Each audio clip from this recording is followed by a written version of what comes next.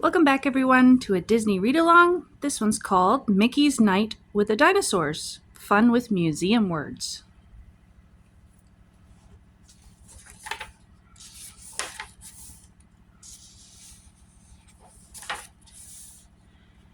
When the museum closed its doors, Mickey arrived to guard its floors. Ben Franklin's statue stood right there as Mickey parked without a care. "I love this new job," Mickey cried. "There's so much I can see inside. I'll guard the treasures on display so folks can see them every day." Mickey began to make his rounds. The light was dim. He heard no sounds. He checked the paintings on the walls and walked through the exhibit halls. His flashlight showed an ancient face that once had ruled a distant place. "Egyptian king," the label read. "He sure was royal," Mickey said. He backed into a large glass case, then turned and saw a ghostly face. "It was a mummy's bandaged form," said he. "That's one way to keep warm." Mickey was glad to leave the room with the mummy in old king's tomb. He hurried past a peaceful scene, a forest world that was serene. He ran into a big surprise. A giant beast with staring eyes. He dropped his flashlight on the floor and headed for the nearest door. He leaped into a big clay pot and looked out from that sheltered spot. "A stuffed gorilla," Mickey cried. "Why did I get so horrified?"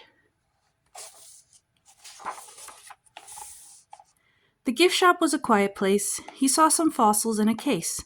He took a look around the store and read about a dinosaur. The knight in armor looked quite grand, with Mickey's lunch pail on its hand. "It's fun to eat this late at night. I'll sit right here and have a bite."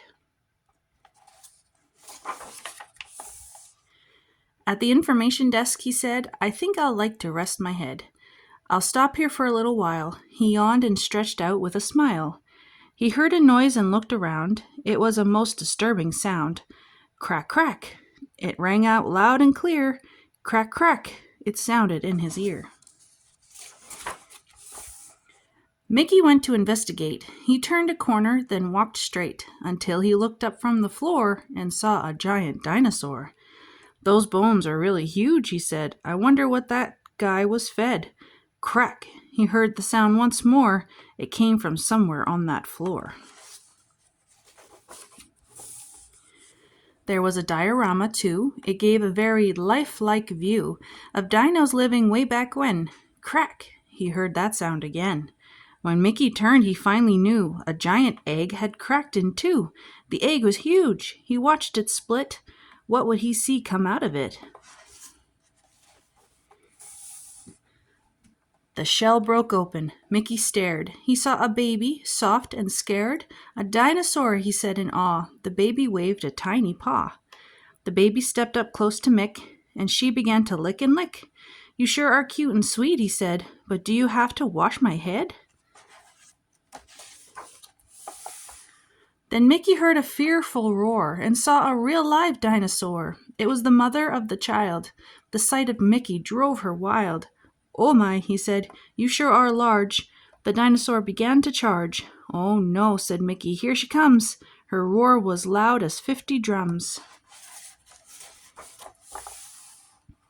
Poor Mickey now was in a fright. The dino stooped to take a bite. As Mickey tried to move his feet, she ripped a patch from his back seat. The dino stretched to her full height, and she got set for one more bite. "No, don't," said Mickey. "I'll be good." Then off he ran fast as he could.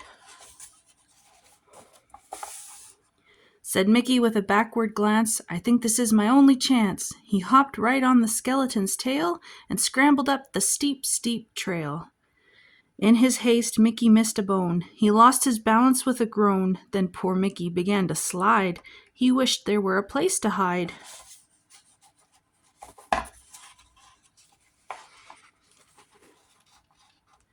He tried to end his sudden drop, but though he turned, he could not stop. "Oh boy," he said, "I'm in trouble.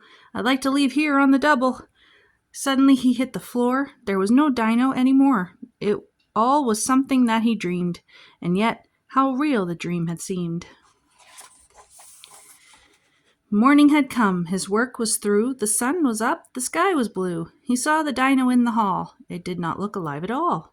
I must have dreamed it, Mickey said. The dino simply turned her head. He did not see her wink an eye as his torn pants went walking by. How many of these museum words do you know? Thanks for reading with me. Goodbye.